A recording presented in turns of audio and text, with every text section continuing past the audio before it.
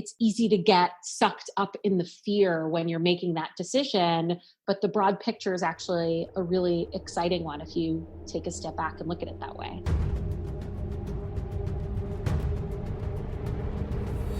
You got to pick yourself up, go backwards, and slam yourself at the wall like 500 more times until the wall crumbles. 25% of middle school girls already believe they'll never achieve their dream career.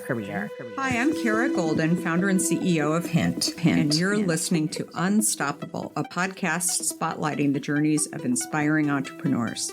I believe that at its core, leadership is about constantly learning from the people around you, and I'm so inspired by the conversations we're having in our upcoming episodes and can't wait to share them with you. This season, some of my guests include Rebecca Minkoff, fashion designer and founder of the Female Founder Collective, Diana Kaff, author of Girls Who Run the World, Andrew Dudham, founder of Hims, and Eugene Rem, co-founder of Rumble Fitness, and much, much more. Plus, we ask the million-dollar question, what does it really take to be unstoppable? Let's find out. Hi, everybody. It's Kara from Unstoppable, and I'm so excited to have my next guest here, Daniella Yacobovsky, co-founder of BaubleBar. Very, very excited to have her here. And just a little bit about her. She is transforming the way women shop for fashion, jewelry, and accessories. If you haven't checked out her site, it's at baublebar.com. And really what makes them unique is that they're on a mission to provide every woman with affordable, on-trend products. And I mean, it's such a great site. Definitely go check it out. And I love what they're doing. They are also on fire and rapidly growing e-commerce brand, which of course we're recording this during a time when everybody's shopping from home in particular. So lots of accolades, Fast Company, Forbes, TechCrunch, all have really noticed what Daniella and BaubleBar have been doing. And we've all heard of Meghan Markle and Olivia Palermo, and lots of other A-listers out there have recognized it and found it definitely before me along the way. But I was a fast follower, I guess you could call me, but love it. And over 200 retailers, in addition, are carrying it in 17 countries. I mean, that is wild. Way to go. Super, super great. Thank you so much. So we'll welcome. Really excited to have you here. Thank you so much for having me. So tell us a little bit about how the idea got started. So were you at Harvard Business School? So I was at Harvard Business School. But the story actually predates that a little bit. So I happened to start business school with one of my absolute best friends, Amy Jain. We had known each other for several years because we had met in investment banking training many years prior. And someone introduced us and said, you guys have the same birthday, you should throw a party together. And we did. And, she's been sort of stuck with me ever since. So it was a little bit luck and happenstance, as most good things are, that we ended up at business school, same year. And we had started talking about this idea for a company that we, both were really excited about building. I think when we were working together in finance, we had developed a little bit of a habit of going shopping together at Saks Fifth Avenue, which was down the street from where our investment bank was located. And the summer between our first and second year at school, we were, back in New York, we were doing internships, we were shopping for shoes.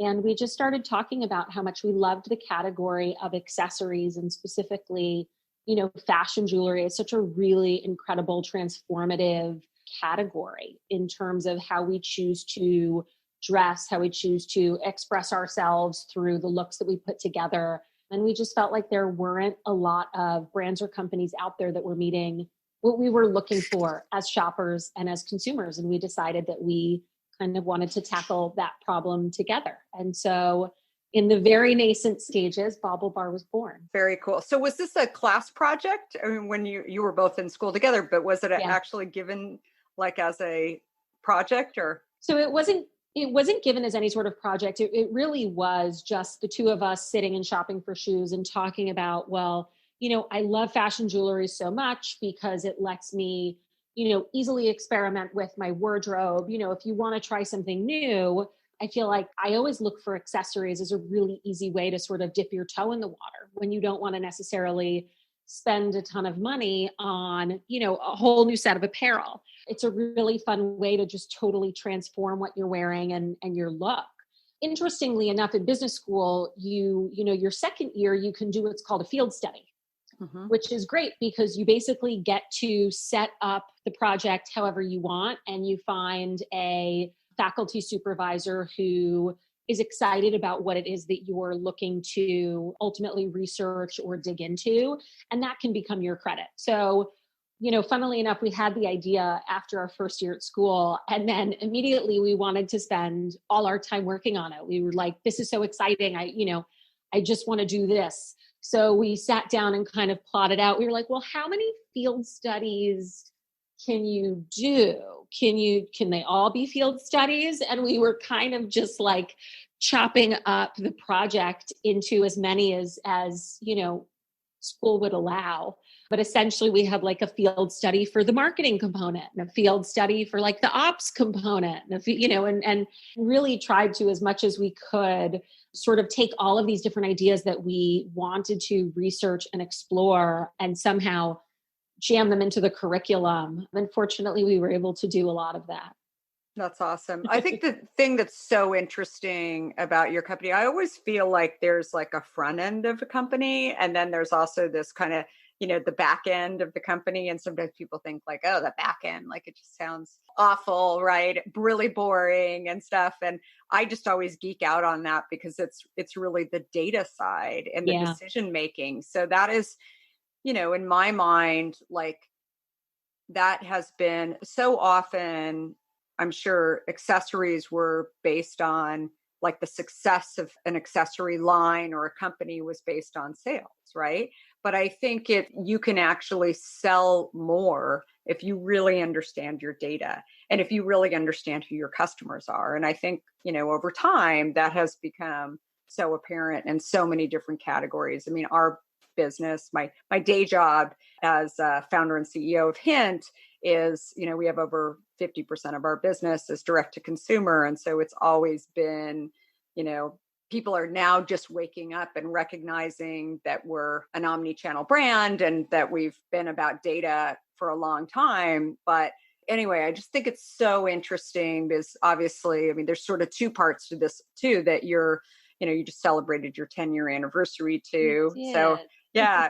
And note to all those wannabe entrepreneurs out there, it's like, she's still smiling and she's still, right.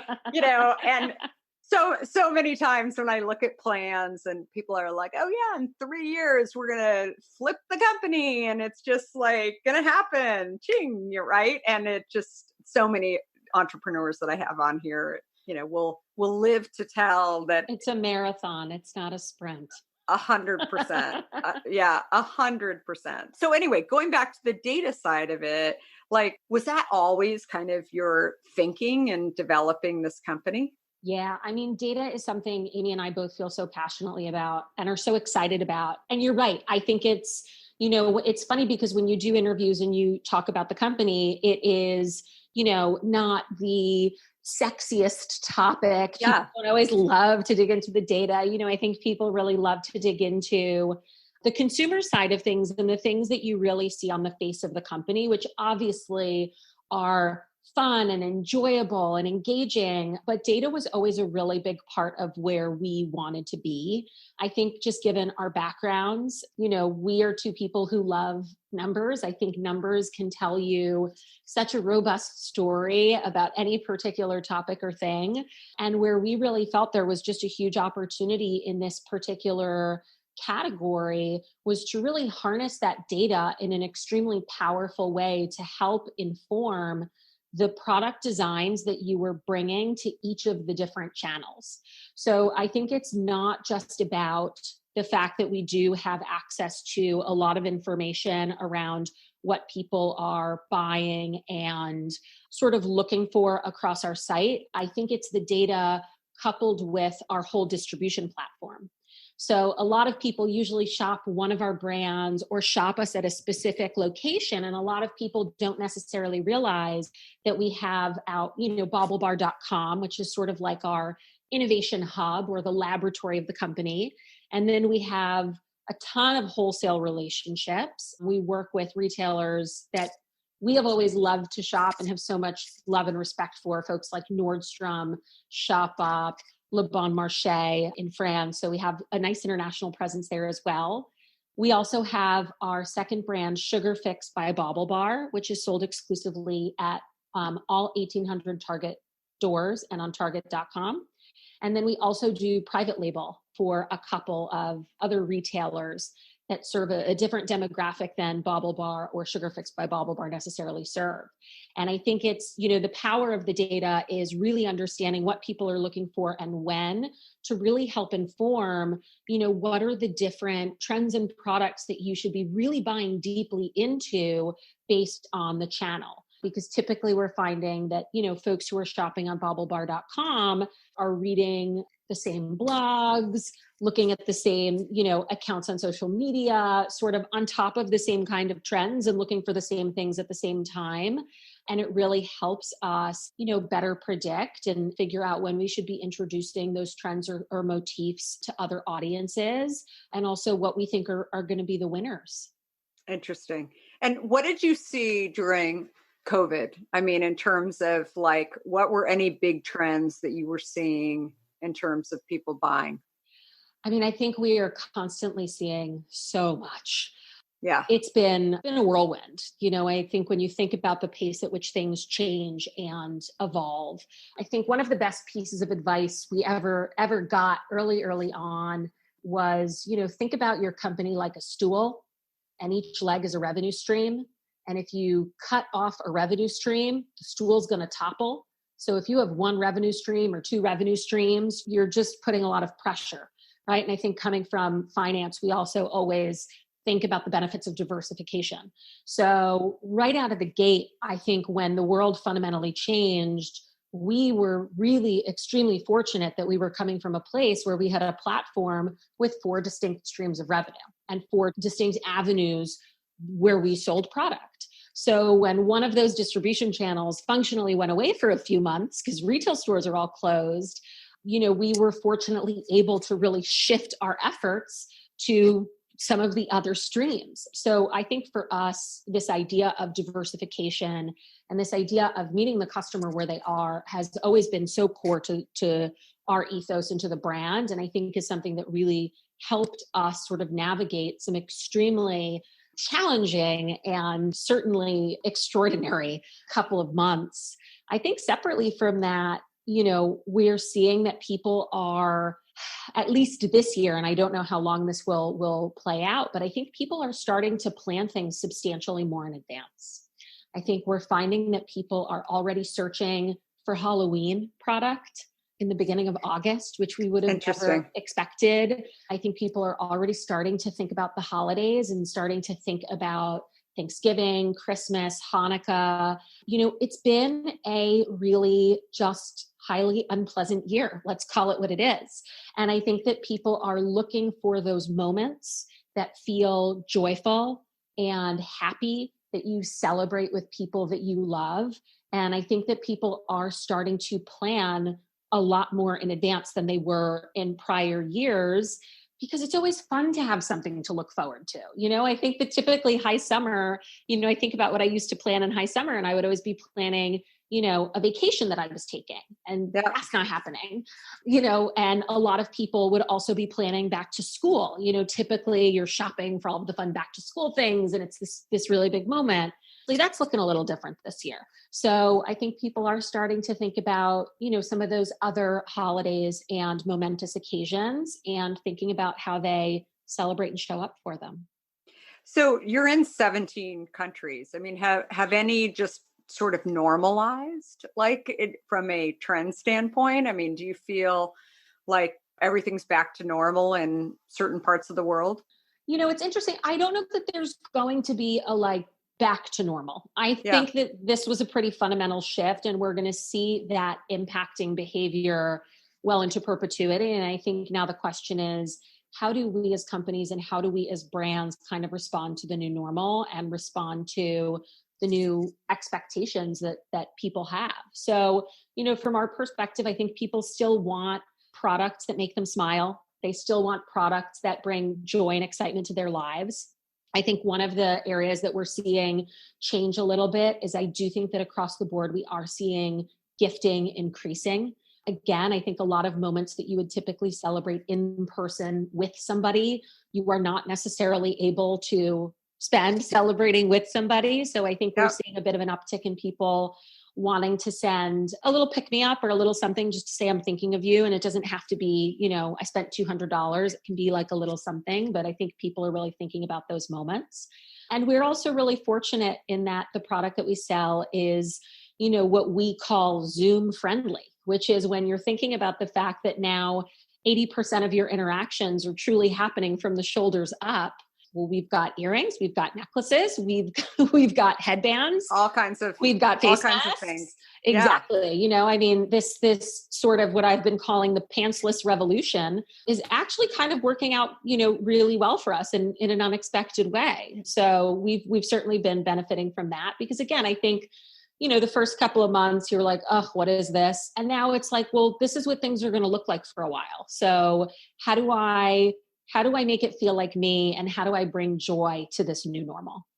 No, absolutely. So I think that's definitely people are, they've got their nighttime clothes or their fancy clothes, especially for their Zoom meetings and showing up. Although I missed mine today. So you look fabulous. So thank you. Thanks so much. But I'm so curious, like on supply chain, did you feel like, I know for us, we had always at Hint wanted to do things as locally as possible. So part of the reason why we're not international, we've had a number of people reach out to us over the years to go into other countries, but we've really kind of been like, especially because it's a heavy product and we're taking, it's a little bit different. It's a food product. We're taking resources from, environments.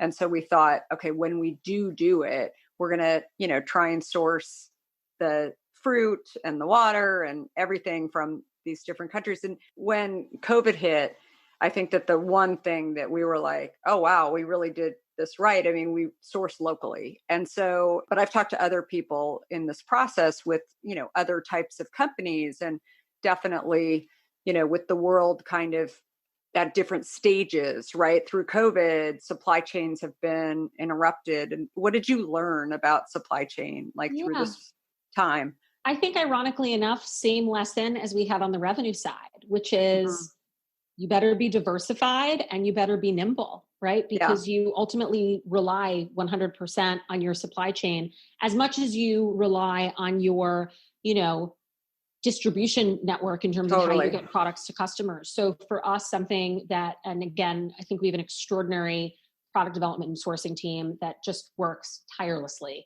And one of the things they've always spent a tremendous amount of time on is making sure that we're counter-sourcing product and that we have lots of different plans in place in case this doesn't work out over here, or in case this is a problem over here. Where do we go and where do we get it from? I think especially when you work with some of the massive retailers that we work with, you really can't afford to be in a position where you run into a sourcing snafu with a particular material. You've got to have a backup plan all the time.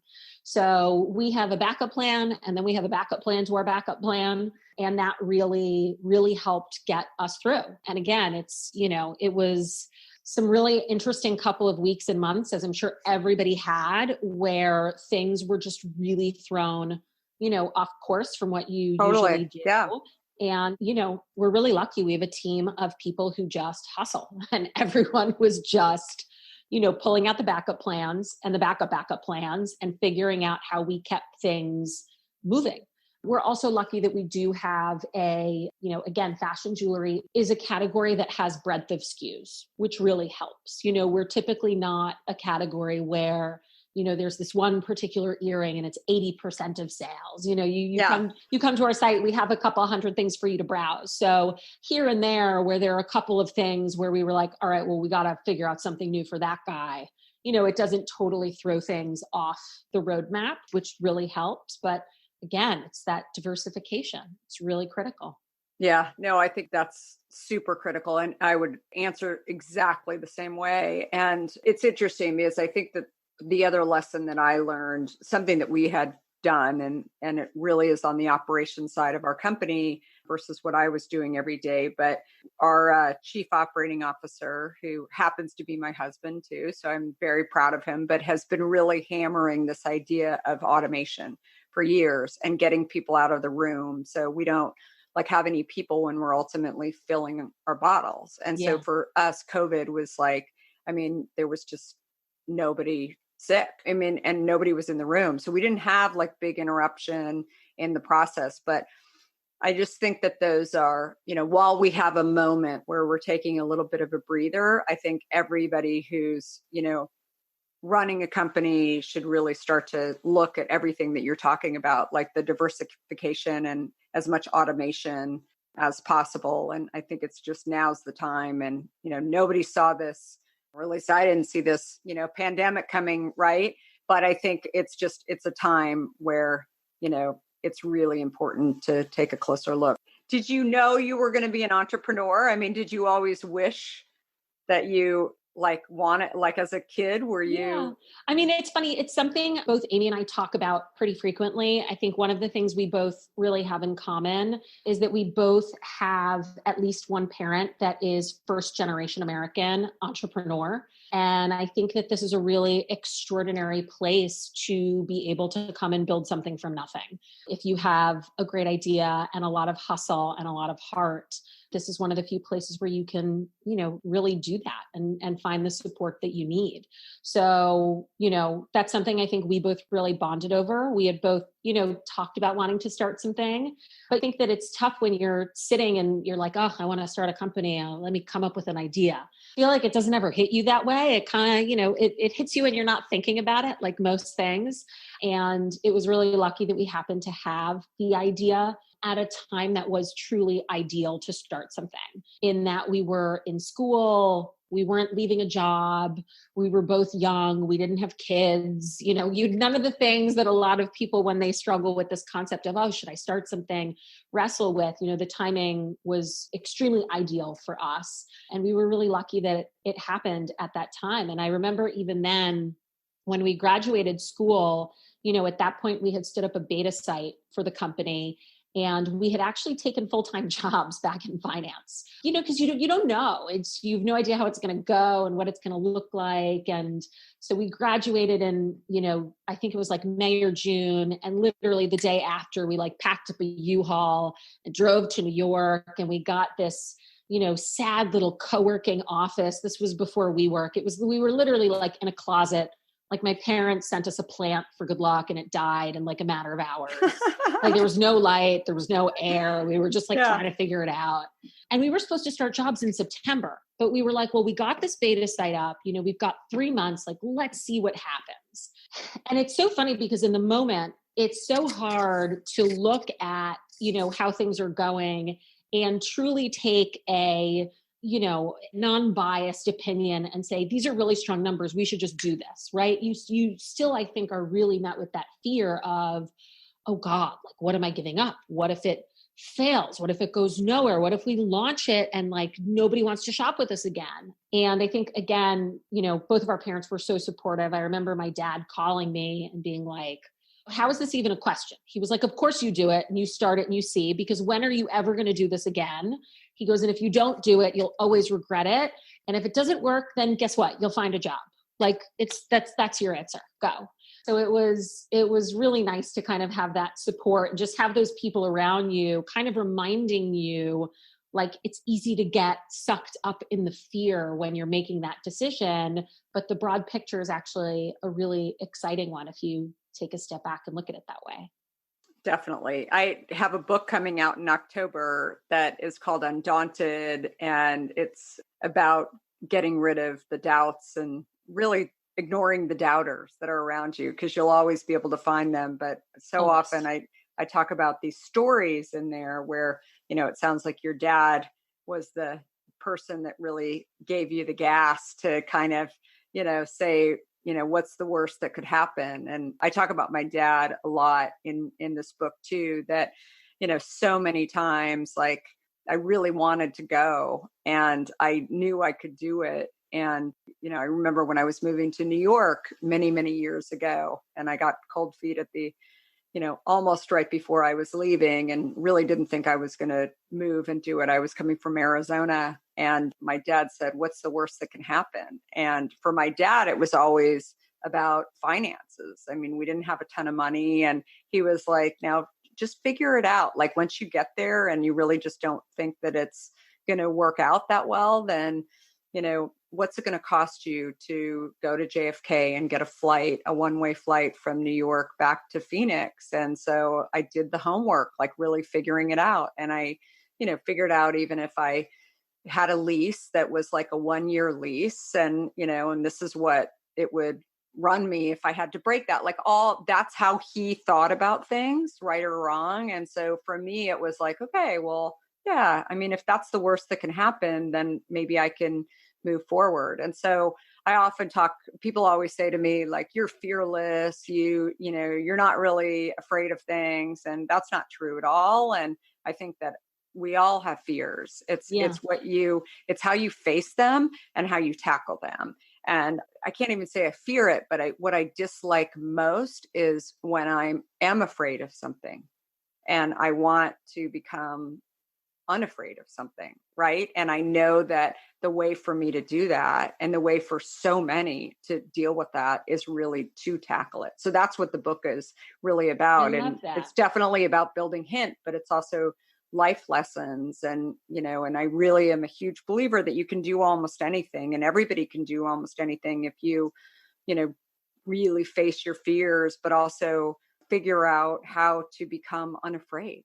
Yeah. Right. And so there's very few things that, make me afraid anymore, because I just face them. Yeah. And I think like that's so important for so many people at any age, frankly, in any industry. Right. So, but I love that story. So what do you think you learned in private equity? I feel like, especially if you've never worked in finance, right? Yeah. Like, it's like this, black hole, like, what do they want to know from me? Right. Like, I mean, this is venture as well as just angel investors. And like, what do you think is like the key thing that you learned sitting on, that side of the table? Yeah, I think there were a lot of things that Amy and I really benefited from having that background, which, obviously was a atypical background for where we were headed. Totally. I think one of the biggest things that we really picked up was just having a really analytical approach to problem solving.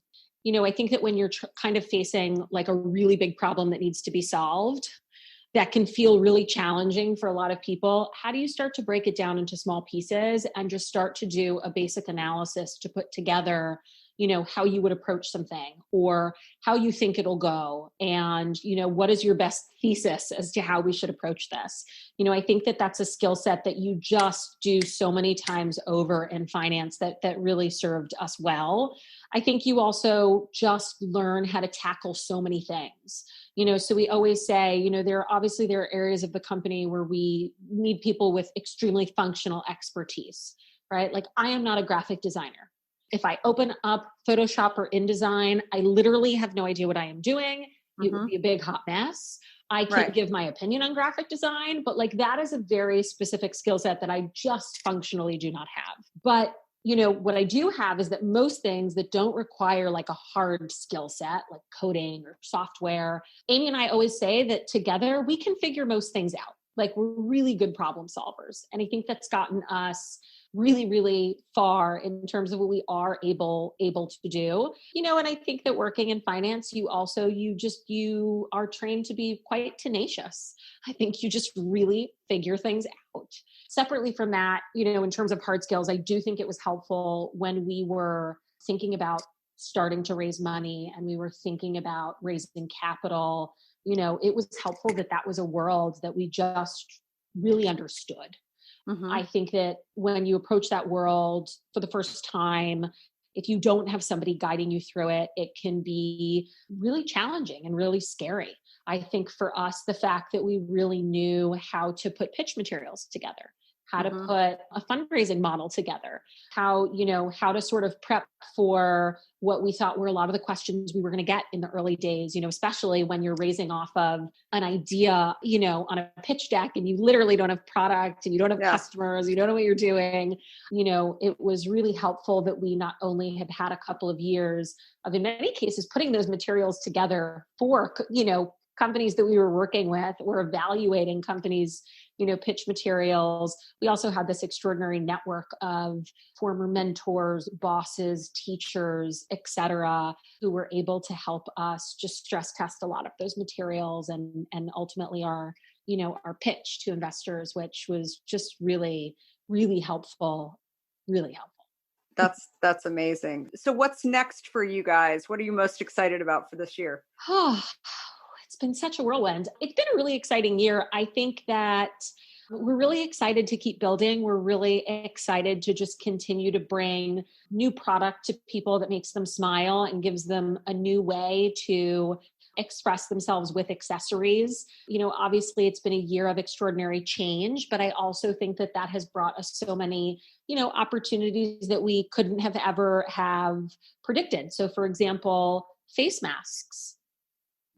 Really exciting new category, I think. And, our thought is, well, you can sit there and complain about having to wear one, or you can pick one that you just really love and looks super cute and matches your outfit. So I'm always going to fall into the latter camp.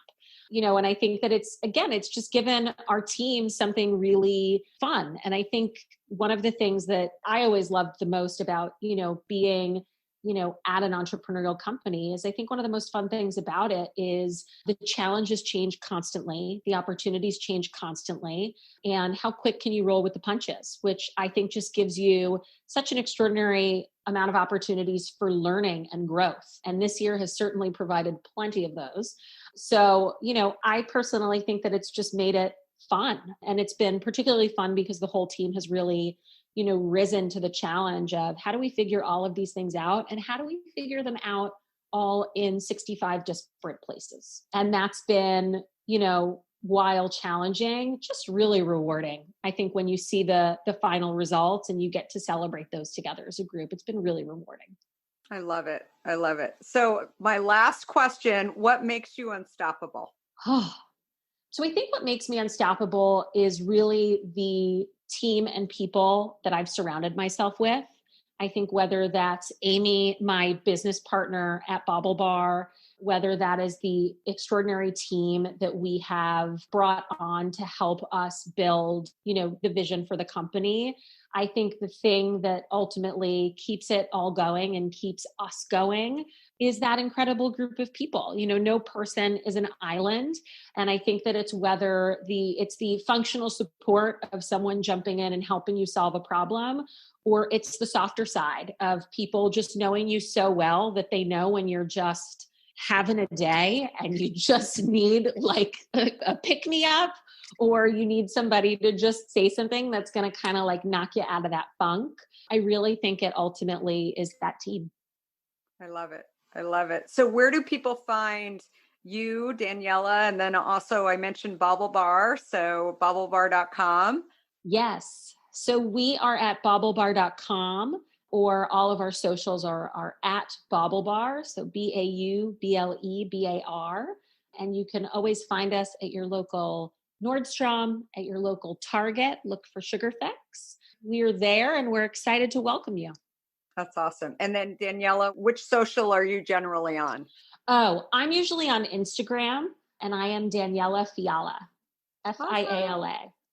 Awesome. Well, very, very great to have you here today. Everybody go check it out if you haven't already, and shop. Check out, go into the Nordstroms and Target stores as well. And we're so thrilled to have, a great company, but also female founded company too. Yay! So excited and happy to hear that everything is going great. So, well, thanks everybody. And if you enjoyed this episode, by the way, definitely give a great review and also subscribe, and more coming soon. Thanks. Thank you.